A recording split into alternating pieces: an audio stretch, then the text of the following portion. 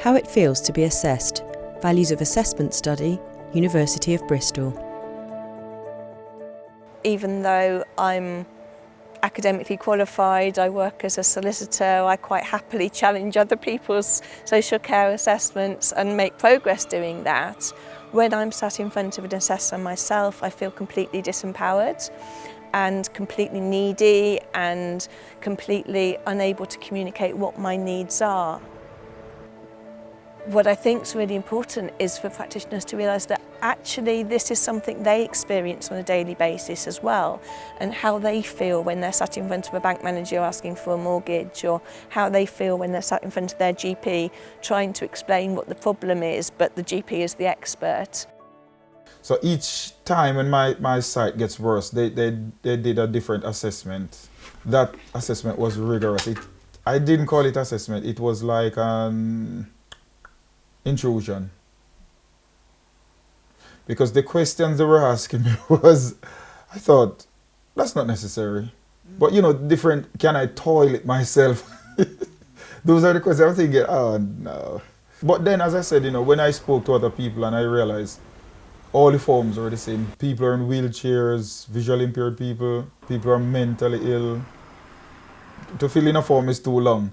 And so we need, I need assistance to do it. So if I was to fill out a form on my own or with my PA, it can take us 2 weeks, 3 weeks, a month. Because, you know, the amount of time it takes, we need to get on doing other things. A tricky question was, can you cook yourself a meal? I didn't understand what type of meal am I going to cook myself.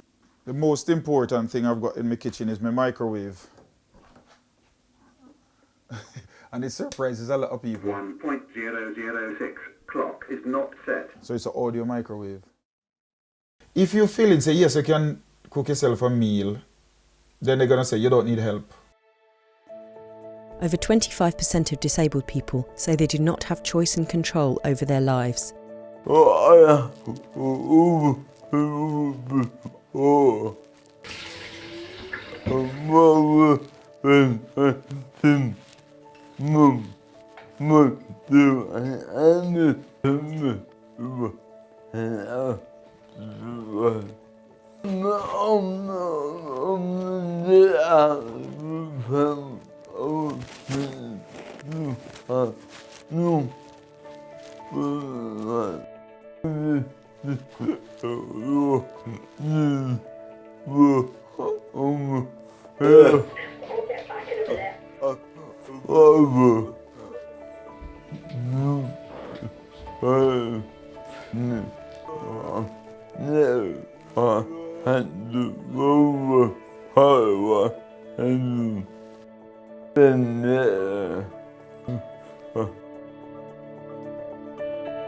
The impact of assessment on your sense of self.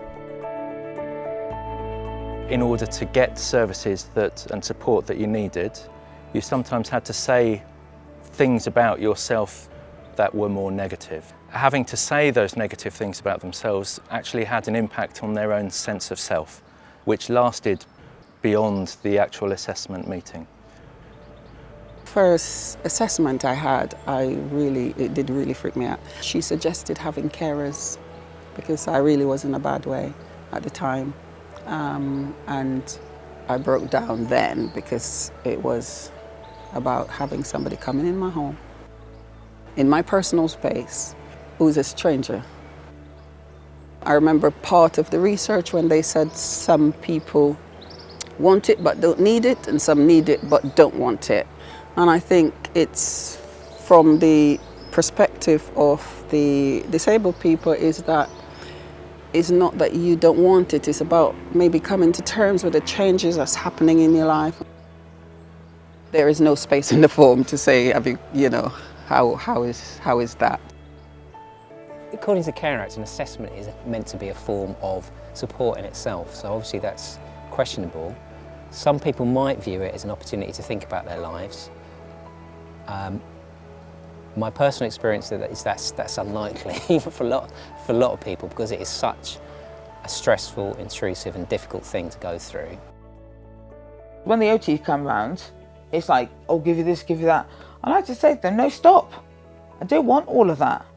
because it's like they're turning your home into like a disability showroom, especially when they sort of mentioned rails in my bedroom, because if you were going to have a relationship with anybody, which I don't at the moment, but you really don't want rails all over the place.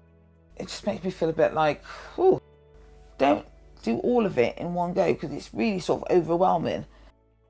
The assessment process needs to be a joint enterprise. It needs to be worked on as a partnership. Let's look at what you're trying to achieve, and together let's try and sort it out and put together a package that will meet your needs. This film, about how it feels to be assessed, was a particular interest of Dr. Sue Porter, to whom we dedicate these films. Sue died suddenly on January the 11th, 2017. Her untimely death was a tragic loss to the disability movement and to disability research, and her inspiration and research leadership made this production possible. Thank you to everyone who took part in the peer support groups at Wessel and their supporters, Anna Wheeler and Valentina Cavallini. A special thanks to Nathan Hill for the graphic design, the research team at Nora Fry Centre for Disability Studies, University of Bristol. Our advisory group members from Bristol Disability Equality Forum, Compass Disability, Families Leading Planning, the Foundation for People with Learning Disabilities, the Alzheimer's Society and the School for Policy Studies. A special thank you to the social care practitioners who took part in this study, to all the disabled people who were assessed and to our workshop participants. Finally, we're very grateful to our funders, the School for Social Care Research, for their generous support of this study. However, the views expressed in these videos are those of the research team and the Wessel Group, and not necessarily those of the NIHR, SSCR, NHS, the National Institute for Health Research, or the Department of Health. For further information about the research, please see www.sscr.nih.ac.uk/publications.php or www.bristol.ac.uk/SPS/research/centres/Nora Fry Research.